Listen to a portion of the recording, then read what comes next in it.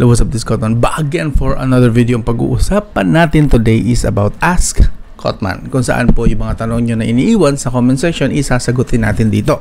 So kung hindi pa kayo familiar, itatamba ko na sa inyo yung 5 tanong na napili ko na pwede kong sagutin na ng mabilisan, and basahin nyo na lang kung tingin nyo interesado kayo o hindi. So ito na, para hindi na kayo nag-aaksaya ng panahon or mag-ubos ng oras. So unang tanong is ito, galing kay Random Unboxing. Please answer my question, bakit may limit ang video record ng cellphone at may paraan ba para mawala ang video recording limit? Okay, sagutin po natin yan kasi may maganda naman ang reasons ng mga smartphones ba't nilalagyan nila ng video limit or time record. Basta yan, time limit. Susunod na tanong is galing kay Boss Cedric Ramos. Since nasabi nyo na rin naman na naghihintay ka ng advancement ng battery, then may tanong po ako, ano po mas gusto mo, removable or built-in battery? Then reasons nyo po, literal na ask po. Okay, Boss Cedric, ito po yung tanong nyo, sasagutin din po natin yan, okay? And then galing po kay Miss Marie Jane Flores 530. Good day sir, tanong lang po, di po related sa topic nyo today, tanong lang po na apektuhan po ba ang battery life ng bagong cellphone kapag di po siya nagamit kasi di pa siya nabibili? Maybe not unsold for 2 years. May mga phone po kasi na 2021 na release pero may nagbebenta pa rin po ngayong 2023 as brand new siguro to.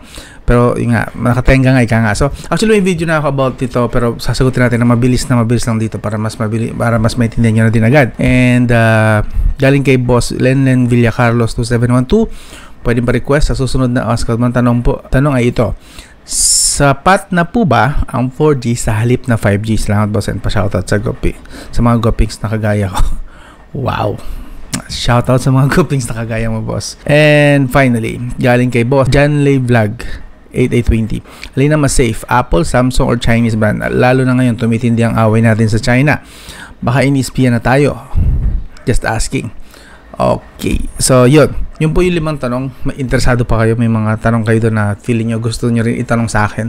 Kung yes, magstay po kayo, sasagutin po natin yan. Kung wala, okay lang po, pwede na po kayo mag-move on sa ibang mga video or ibang channel na lang din siguro para mag-enjoy kayo. So yan, let's start.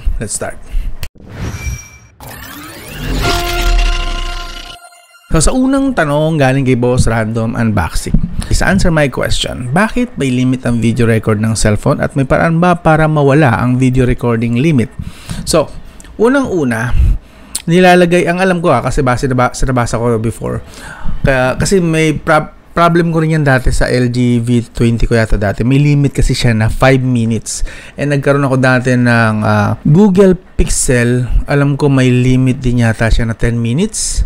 Normal to actually sa mga high resolution na video recording, especially kapag 4K to 8K, lalo na sa Lenovo Y70 actually, kasi nawili talaga ako sa video recording. First time ko makahawak ng Lenovo smartphone na maganda ang camera and may stabilization. So syempre ang ginagamit ko dati nung hawak ko yung Lenovo Legion Y70, yung hanggat maaari yung 8K niya kasi may 8K video recording siya. So ang nangyayari, hanggang 10 minutes lang, 9 minutes nga lang yata yung mahigit. Parang basta umiikot lang ng 10 minutes yung kanyang video recording. Why? Unang-una, kasi yung storage. Dahil nga 8K video recording is kumakain ng napakalaking storage per minute. Like ilang 1 gig na yata per minute something. Hindi naman. Mga 500 to 800 MB yata. Basta ang laki. Basically, ang laki per minute. So, ang bilis lang po mapupuno kung i-unli nyo po yun, yung walang limit. Imagine naman, ang hawak ko po nun Lenovo Legion Y70 na 128GB. So, gasino lang yun. Ilang recording lang magagawa ko dun. Kung pang vlogging, gagamitin siya ng walang limit, time limit. So, ang purpose, unang-unang purpose ng pagkakaroon ng limit ng mga video recording sa high resolution, especially high resolution 4K to 8K is yung file size. Pangalawa, video recording sa high resolution is sobrang demanding po sa chipset. That means sobra ding uminit yung smartphone. Pakiramdaman yun. Try nyo kung merong support for 4K 60 or 8K pataas na video recording ng smartphone nyo. Try nyo mag-record kahit mga 3 minutes to 5 minutes lang. Tapos pakiramdaman nyo dun sa sa tabi ng camera kung gaano kainit yung smartphone. So imagine mo, iluluto mo yung smartphone mo ng more than 10 minutes kasi sabi niya, what if wala na lang sanang limit? Walang limit, Imagine mo, lutong-luto yun. Masisira mo pa, unang-unang masisira mo doon sigurado yung mismong camera. Mga sensor doon, may mga bibigyan na sensor kasi sa sobrang init, may mga metal doon na pwedeng matunaw, magkaroon ng mabent yung shape nila. Nakapansin naman siguro kayo ng plastic or ng bakal na naiinitan na sobrang init, nagbabago ang hugis. So possible hindi gumana yung ang camera nyo after a while na paulit-ulit na ginagamit yung na ganun katindi yung demand, ganun katindi yung init na napoproduce ng high resolution ng video. Pangalawa, pwede din masira yung battery. Pangatlo is pwede rin masira yung iba pang parts ng board na malapit dun sa chipset. Kasi sa chipset yun actually, yung pinaka nagiinit doon, yung katabi ng camera is chipset. Doon usually nakalagay ang chipset sa tabi ng camera. So, yun yung mga tatlong main reason. Meron pa sigurong iba, pero yung tatlong main reason na yun, sobrang bilis nun maka-apekto sa smartphone mo, lalo na sa hardware na part. Okay? Yun nga. So, again, memory, mapupuno agad, battery, magsobrang init, pangatlo, components sa motherboard or etc. or camera mismo, pwedeng masira, hindi na siya biglang gagana. So, that is why may limit. Ngayon, may paraan ba para mawala ang video recording limit? Meron po, actually. Pwede po kayong mag-install ng third-party app na camera, like yung Open Camera. Yes, pag tinry mo Open Camera, may support siya for 8K, good. Alam ko walang limit pag ginamit mo yan. Pangalawa, Gcam. Usually, pagka nakapag-install ka, may makita ka na compatible na Gcam para sa smartphone mo. Specific para lang sa smartphone mo yung Gcam na yun, which is good. Yun, alam ko, pwede ka rin mag-record ng unlimited doon. Okay, nakukuha yan sa settings. Kapag hindi na-allow ng camera settings na smartphone mo, try mo mag-download ng third-party apps. Yun yung dalawang alam ko. Pwede pa, kung meron pa kayong alam na iba dyan sa nakakaalam, add nyo na nga lang sa comment section. Or pa yung mga camera app na third party na kayang i-utilize yung 4K, 8K resolution nang walang limit naman sa video recording. Yes, makakatulong po yun sa mga kapwa natin, lalo kay Boss Random Unboxing. So yun, that is why meron pong video recording limit. Alright? Pero again, pwedeng i-bypass gamit ang third party camera app.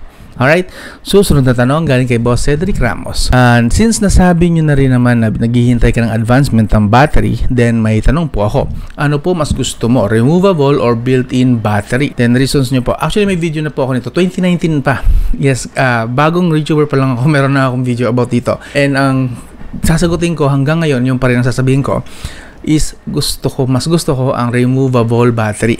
Unang-una, convenience po yon sa mga hindi marunong magpalit.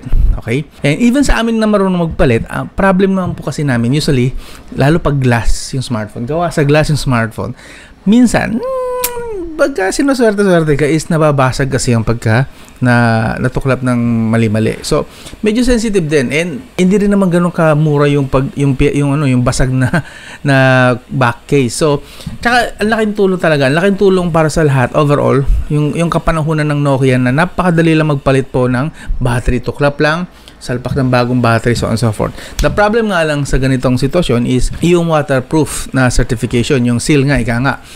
So, ito na lang siguro ang magandang dyan. Kung hindi rin naman waterproof certified or walang certification na IP68, something like that, huwag naman gawing built-in na lang yung battery. Hindi naman pala waterproof, but hindi na lang gawing removable battery. And wag sanang sasabihin ng manufacturer na sasabihin para daw mas mapanipis, mas maano yung space. Nagawa ngayon ng LG G5 eh.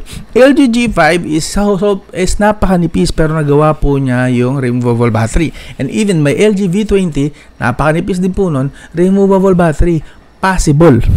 So, wag po sasabihin na hindi possible yung mapapalaki yung battery sa manipis na smartphone.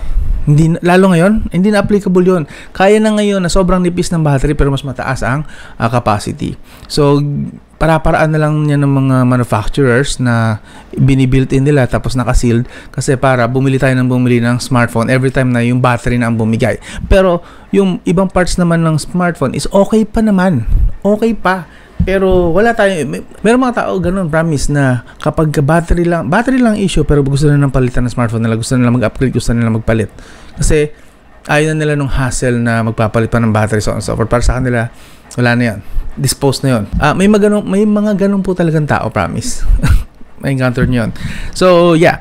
Para sa akin, mas maganda removable battery for the convenience and para syempre, di ba, hindi na yung buong smartphone ang bibilhin ng tao. Battery na lang. Kung goods pa rin naman ng performance, why not battery lang ang palitan? Kasi battery lang naman ang nagloko. So yun lang yung personal take ko dyan. Pero syempre baka iba yun sa inyo, pwede nyo naman sabihin sa comment section. Please feel free to use the comment section. Okay? Pangatlong tanong galing kay Marie Jane Flores 530. Good day sir, good day din po. Tanong lang po, di po related sa topic nyo today. Tanong lang po, naapektuhan po ba ang battery life ng bagong, take note sa word, bagong cellphone kapag di po siya nagamit kasi di siya nabili? So natenga, brand new pa rin naman siya technically, pero natenga sa store. Kasi yun lang gusto niya. Maybe not unsold, hindi nabenta for 2 years. So nakatenga siya sa shelf ng store, 2 years, hindi nabenta, sealed. So may epekto po yun sa battery. Actually, nabanggit ko na to sa huling video ko about battery tips din. Yung updated version nung 2019 na video ko. Sinabi ko na doon na kapag ka ang smartphone, or lahat na to ng smartphone or any device na merong lithium batteries, kusa po silang nagde-degrade over time. Kahit po hindi ginamit, naka-sealed, nakatambak lang yung sa store, nagbabawas pa rin po siya. Base sa kay Battery University, iwan ko siguro link pag nakahanap ko. Alam ko makahanap ko naman yun, yung link doon nasa kabilang video So ilalagay ko siguro dito just in case na hindi nyo pa napanood yun. Ayaw nyo panoorin ninyo kasi mahaba siguro yun kasi boring tech podcast yun. Actually boring din naman ito. Pero yun, sinasabi doon na every 1 year yata na hindi siya nagamit, nakatenga lang yung battery, nakatenga lang yung smartphone, nakasealed, is possible na mabawasan. Possible hindi po siya absolute. Possible na mabawasan siya ng 10 to 20% na capacity. Okay? So that means kahit na 100% siyang naka-charge, pero ang totoong naho-hold niya is nasa 80 to 90% lang. Every year daw po yun. Okay? Wala po tayong magagawa. Natural degradation yon ng battery. Kasi nga may chemical reaction doon sa loob, nakatenga lang naman yun. So nababa daw talaga yung kanyang capacity. Pero syempre, yung mga bagong battery ngayon, siguro mas nag-improve na, hindi na ganun kalaki siguro yung bawas. Hindi na 10 to 20% per year kahit na hindi ginagamit. Siguro, bigyan natin ng consideration na siguro 5 to 10% na lang per year ang nababawas sa capacity. Even if hindi po siya ginagamit. Okay? So, yun. Okay lang po ba na bibilhin pa sila? Okay pa po kaya ang battery nun? Maraming salamat po. Well, technically, okay pa rin naman ang battery nun. Yun nga lang, take note mo lang na talagang medyo hindi na siya ganun kasing ganda nung unang ilang buwan siya na ni-release na ganun ka-perfect pa yung battery capacity. Okay pa rin naman yun basically. Pero like I said, the more na mas matanda, hindi lang 2 years, what if siguro 2 years, pwede pa natin i-accept na okay pa. Sealed pa, 2 years, pwede pa yan. Siguro mga 5 to 10% nabawasan na siya ng capacity. Or at worst, 20% ang nabawas na sa capacity niya for 2 years. Pwede pa naman siguro yun. Consider pa natin na okay yun. Hindi nga alam, like I said, hindi na 100%, pero okay pa yun. Pero umakit na siguro ng 3 years. 4 years na siya. 5 years na nasa shelf lang, hindi na nagamit. Pero sealed pa rin, hindi naman nagamit. Medyo siguro, ilagay mo na yung expectation mo sa makatotohanan. Na malamang, hindi na rin yan ganun katagal yung battery. Okay, mabilis na rin yan malobat even if i-100% mo yung charge. Malamang mabilis na rin po yan malobat. So, kung okay pa ba, para sa akin, acceptable po yun. Para sa akin, ewan ko na sa inyo na nakikinig, pero sa akin, 2 years siguro acceptable pa yun. Unsold, sealed, okay pa yan para sa akin. Acceptable pa yung 80 to 90% na battery capacity. But, lagpas dyan, 3 years, 4 years, 5 years, the more na tumatagal, na nakatenga lang siya, hindi na po. Okay? Hindi ko na siya i-recommend na bilhin nyo pa. Pero kaya yan. Pera nyo po yan. What if gusto nyo lang talaga for what? For enthusiast po siguro kayo, nangongolekta kayo or some reason. Pwede yan. Pwede yan. Yan. Anyway, sunod na tanong. Kay Boss Lenlen Villacarlos 2712. Pwede pa request sa susunod na Ask Cotman. Tanong ay ito. Sapat na po ba? Uy, maganda tong tanong na to. Nasagot ko na to actually is 2020 yata na taon. Pero let's hear me out. Sapat na po ba ang 4G sa halip na 5G? Okay? Salamat. Pa-shoutout sa mga guwapings na kagaya ko. Shoutout, Boss Guwapings Lenlen Carlos. Okay? Sapat na ba? Kung hindi nyo pa po natetest, hindi nyo pa napapanood yung mga test ko last year and test ko nitong kakastart lang ng 2023. Nag-test po ako ng mobile data speed ng MediaTek and Qualcomm. Okay? And most of my test, binasi ko sa 4G kasi inumpisahan ko sa low end. Siyempre 4G yun, wala akong 5G. So inumpisahan ko sa low end. And lumalabas naman po, humahato ang pinakamababa yata na nakuha ko na speed ng 4G 4G is 25 Mbps sa low end. Try nyo panoorin, iwan ko yung link sa video description, yung mga test na yon ng comparison ng mga low end to high end, yung bilis ng mobile data nila, yung difference ba. Try nyo panoorin yun. But ito po yung buod nun. Ito yung pinaka short story nun. Sa pinaka budget na na-test ko, worth 5,000 to 6,000 pesos yata yun na low end, naglalaro ang pinakamababa sa 25 Mbps. Hindi siya bumababa ng 20 Mbps, which is very nice. Ang kailangan lang naman typically ng isang smartphone user is what? Yung yung normal na na nag-YouTube ka, so on and so forth. Sabi nga ni Netflix, kay Netflix mismo, para sa isang standard definition na panonood sa Netflix, ang pinaka minimum requirement nila is 5 Mbps. So, at 25 Mbps, using 4G, minimum po to minimum, hindi ko sabing 25 Mbps lang ang lahat ng 4G, pero minimum, kung kaya sa area nyo, siyempre nakadepende pa rin pala ito sa area. Pero kung sa area nyo, lumagpas ka naman ng 5 Mbps. Pwede na po yon. As long as hindi ka naman siguro nagda-download or nagmamadali mag-download ng mga movies or nagto-torrent or something, 5 Mbps okay. Kay Netflix, acceptable na po ang 5 Mbps. Kay Netflix, 5 Mbps ang minimum nila para makaparoon ka ng standard definition. 5 Mbps. Pwede na po yon. So, maglalaro ka naman ng Mobile Legends siguro, I think okay na yon. Okay? Pero just to be sure, kung gusto mo talaga na mas stable, siguro akit ka ng 10, 20 Mbps. Yun na siguro provided na nakatanggal sa recent apps yung mga ibang apps and games. Naglinis ka ng recent apps. Alam niyo naman siguro yung tinatawag na recent apps, no? Yan, yung mga ganyan. Yan, linisin nyo muna yan. Tapos itira nyo lang yung Mobile Legends nyo at yung messenger nyo kung importante sa inyo ang hinihintay kayong message sa messenger. Linisin nyo lang yan, okay na po yan. So, 4G, sulit pa rin po ang 4G hanggang ngayon. Actually, mas gumanda nga po ang 4G ngayon. Kasi nga, ang dami na gumagamit ng 5G, naglilipatan na sa 5G, mas nagle-lessen po ang traffic sa 4G. That is why, dito sa area namin, dito sa Laguna, mas ako preferred ko, hindi kasi ganun karami ang 5G area dito. So 4G okay na okay. Actually, using yung iPhone ko and may Samsung, pag nagpo-4G ako, naglalaro pa po siya sa 90. That's 90 Mbps umiikot. Pinakamababa ko na nalaro na data sa ginagamit ko na 4G signal po, naka-off ang 5G kasi nasa-set naman yun sa sa network settings ng smartphone. Pinakamababa is 40-50 Mbps, and most of the time naman naglalaro sa 80 to 90 Mbps. So that's 4G. Kung okay po ba, sapat na po ba? Yes. Yung tanong mo is sapat. Sobrang sapat po actually. Lalong-lalo na ako nasa area na talagang may tower, maganda ang signal ng 4G and 5G. Of course, given nasa Pilipinas, hindi naman talaga stable ang mga internet provider natin, ni Smart, ni Globe, ni dito, hindi naman stable. May mga times na pumapalya, napuputol, nadidisconnect tayo kalagitnaan ng laro. So, hindi stable. So, tanggalin lang natin yung mga variables na yun. Sapat? Yes, sapat naman po yung 4G. Hindi nyo po kailangan magmadali. Kung ang budget nyo ay pang 4G lang, hindi nyo po kailangan magmadali, okay naman po yun. Okay, pero ngayon, kung demanding talaga kayo, kung nag-feeling kayo na kailangan nyo talaga ng mas mataas na speed, mas mataas na, gusto nyo talaga ng 5G, well, kung afford nyo, go ahead. Be my guest. Go ahead. Wala pong pipigil sa inyo, pero nyo naman yan, afford nyo naman, so why not? Pero kung sa tanong lang na sapat na sapat po ang 4G signal. Kung may 5G kayo, good for you, sulitin nyo rin. 4G, sulitin nyo rin. Okay na okay pa rin po. Ngayon kung 3G, gawin nyo lang yung kung talaga mahina ang signal sa area nyo. Mag-3G kayo. Kung alam nyo naman na 3G lang yung malakas sa area nyo, i-off nyo ang 4G, i-off nyo yung 5G. Nasiset naman yun usually. 3G na lang kung yun talaga ang mas stable. Alright? Yun lang. Anyway, lipat tayo sa huling tanong. Alin ang mas safe? Galing po sa tanong po ito ni Boss John Lay Vlog 8820. Alin ang mas safe? Apple, Samsung, or Chinese brand?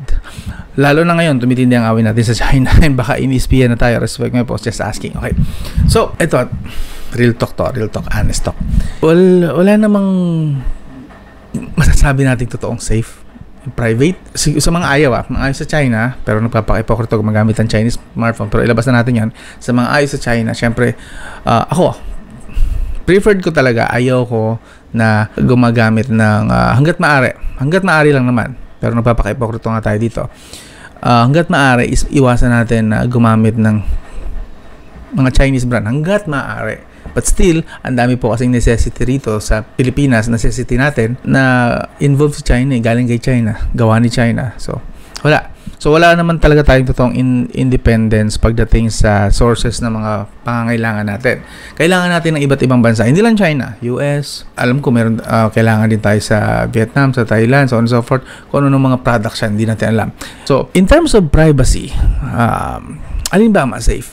Hindi na po dito tanong actually kung alin na mas safe. Kasi pare-pareho po sila. Apple, Samsung, Chinese brand na Xiaomi, Infinix, and dami na natin si Google. Pare-pareho po sila na ginagawa. Kinokolekta po yung ating mga details, informations, data sa smartphone ang ginagawa natin, lahat ng binivisit natin, pati yung pagsasalita natin na nakalagay lang yung smartphone sa tabi natin, nakikinig na sila, tapos mag-usap lang tayo, mamaya andun na yung ads, lalabas na yung ads ng pinag-usapan natin, yung mga ganong sistema. So, wala po sa kanila na malinis, lahat po sila madumi.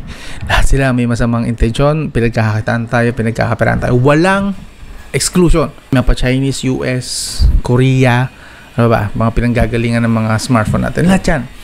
Ang tanong na lang dito, kanino ka mas tiwala? Kanino ka mas tiwala?